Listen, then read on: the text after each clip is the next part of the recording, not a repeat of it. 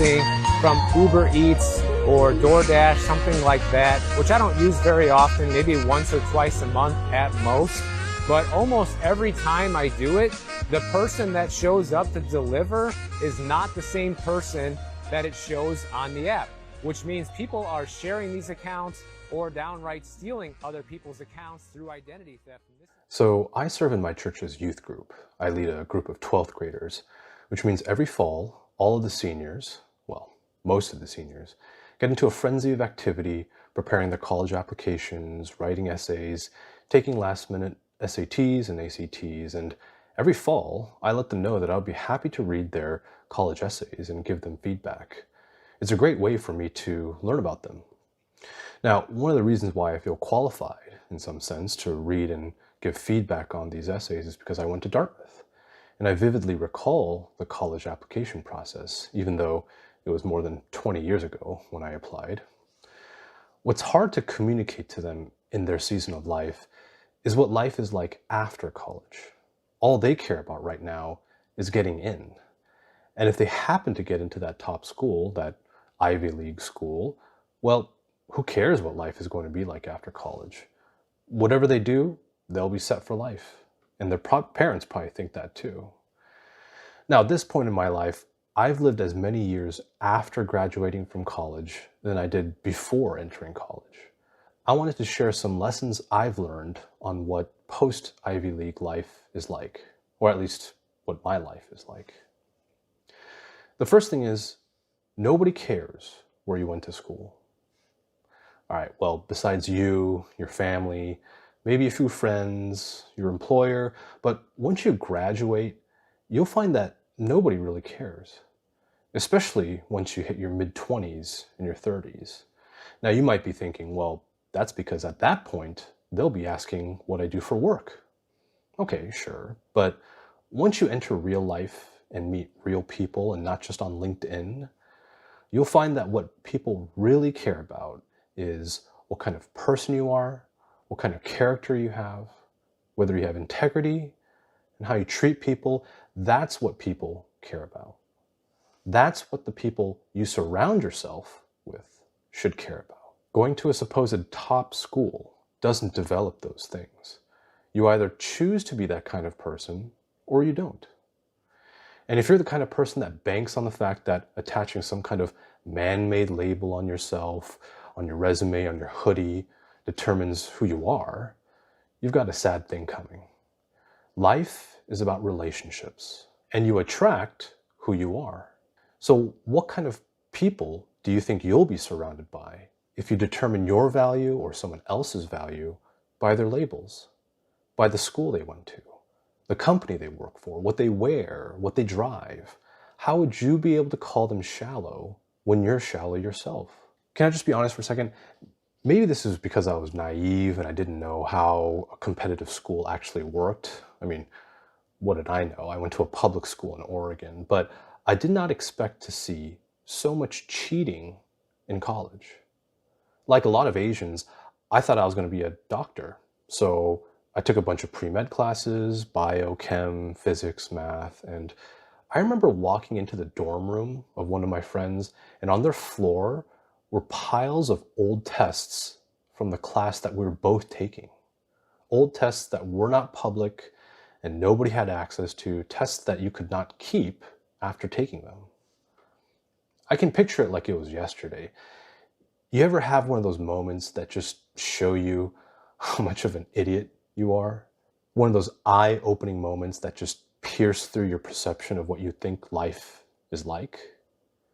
And the questions in my mind just started cascading. Like, how did they get access to those tests? How many others had access to these tests? This person was dating an upperclassman who was also pre-med. Did they get them from them? And if that's the case, how long has this scheme been going on? And also, why are they just on the floor, out in the open? There was no attempt to hide them, no embarrassment. It was as if this person was saying to me, "What are you, stupid? You don't have access to these?" They say that the pre-med process weeds out those who don't want it bad enough. Well, it absolutely weeded me out. Now, Don't get me wrong, I was young, dumb, and immature as well. I've made my share of mistakes. But the fact is that that moment and the other moments that followed showed me that what does it matter that you get a couple letters after your name, that you can say that you went to some fancy school if you lack integrity? The Bible says that man looks at the outward appearance, but the Lord looks at the heart. Now, whether you're a Christian or not, I don't care. Wisdom is wisdom. The point is, don't ever let a man-made label cover up or make up for your lack of integrity. Because when that gets exposed, nobody will care where you went to school or what you do for work.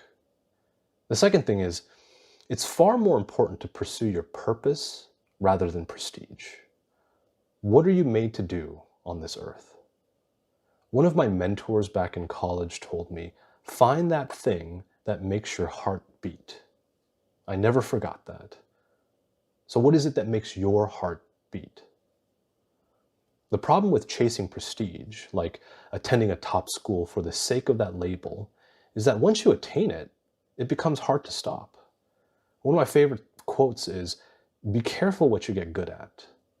If chasing prestige or man's praise is what you get good at, where does it end? So let's say you get that degree from that top school, that name brand school. Well, you're going to have to give a good answer to what your next step is.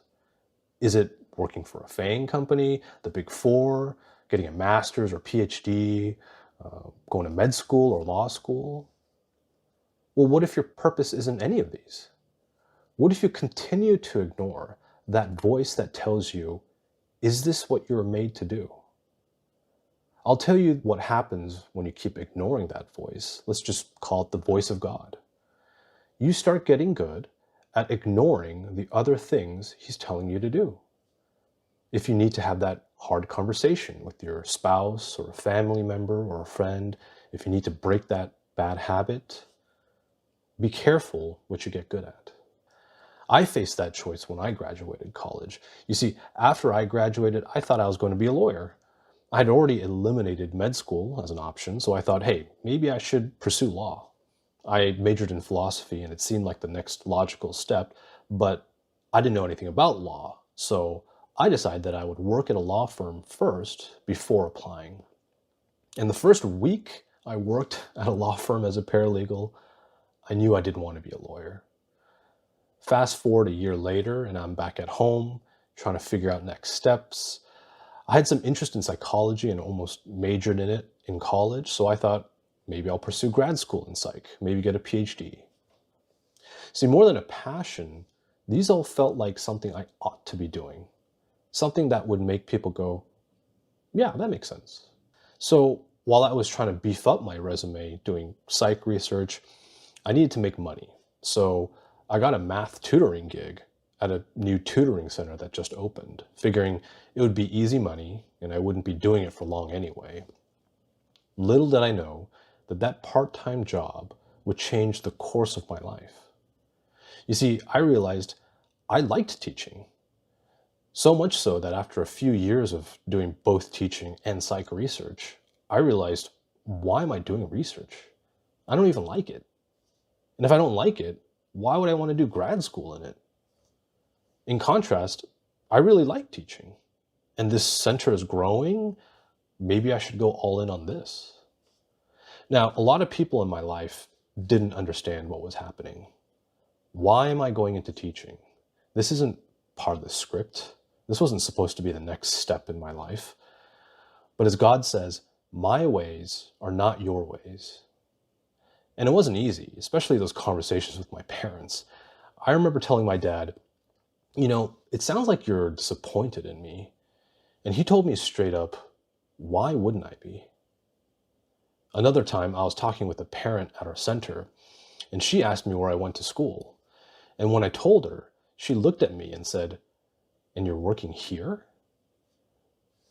Well, 15 years later, and I'm COO of our company overseeing multiple locations, thousands of kids have benefited from our service, millions of dollars of revenue generated, but most importantly, my wife tells me all the time how proud she is of the work that I've done. that's allowed her to stay at home with her daughter and soon to be born son. I can say without a doubt that this was the right choice for me. It was the righteous choice. Now, in 20 years, will you be able to say the same? The third thing is, while quote unquote smart people might get into top schools, there's a difference between being smart and being wise. Do you know what the difference is between someone who is smart and someone who is wise? A smart person learns from their mistakes. A wise person learns from the mistakes of others. The fact is that no matter how good a school is, it teaches you very little about making wise choices. I remember my freshman year, homecoming week, our UGA, or RA as other schools call it, gathered our floor for a meeting. And he gave a talk about how we should be safe, don't drink too much, etc. And he let us know that for those of us who needed it, he would be leaving a bowl of condoms outside his door. Take one, no questions asked, nobody would know. Now, of course, using a condom is a smart idea, right? And we're all smart here, right?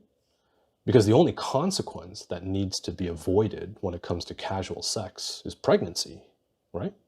But is the message that a bowl of free condoms conveys a wise one? A message that you would want your son or your daughter to receive? For such a school like an Ivy League school, whose original purpose was to train Christian ministers and to promote Christian moral formation, we, or they, seem to have lost the plot along the way. That being book smart or scientifically minded is superior to old, outdated wisdom. And the irony is that when I talk with the youth at my church, or youth in general, they want wisdom. They know, and I don't know how they know, that all the crap that they learn in school isn't what really matters. They want the real. They want the truth. Just like you, and just like me. And unfortunately, you're going to have a hard time finding that at a top school. Maybe you will, maybe you won't. That's part of the reason why I gravitated towards philosophy. Don't tell me what to think. I want to know how to think. But most of all, I want to know what it means to be wise. You know, the book of Proverbs says that the fear of the Lord is the beginning of wisdom. You want to know what the wisest choice I made was? When I was about to turn 30, I knew I was ready to get married. And I thought, what's the best way to find a spouse? And it occurred to me that of the people I knew who knew the most about marriage and me were my parents. And so I asked them, who should I marry? And my mom's number one choice was a girl from a family that also went to our church. And so I friended her on Facebook. We messaged, we talked and dated, long distance, I might add, since she lived about 2 hours away, and we got married. And it's been the best decision I've ever made in my life. We had the blessing and support from both sets of parents right from the beginning. No drama. And it's because of that decision that I have a family. I have a daughter and a son on the way. You want to know another reason I asked my parents? Well, the fourth commandment says, honor thy father and mother. Could I have not asked them for their input? Sure. Many people do. Many people go out and look for a spouse, then introduce them to their parents, then maybe get their approval. I didn't. That seemed backwards to me. I chose to ask them first. And it's a commandment for a reason, after all. Now, do you think Dartmouth taught me how to do that?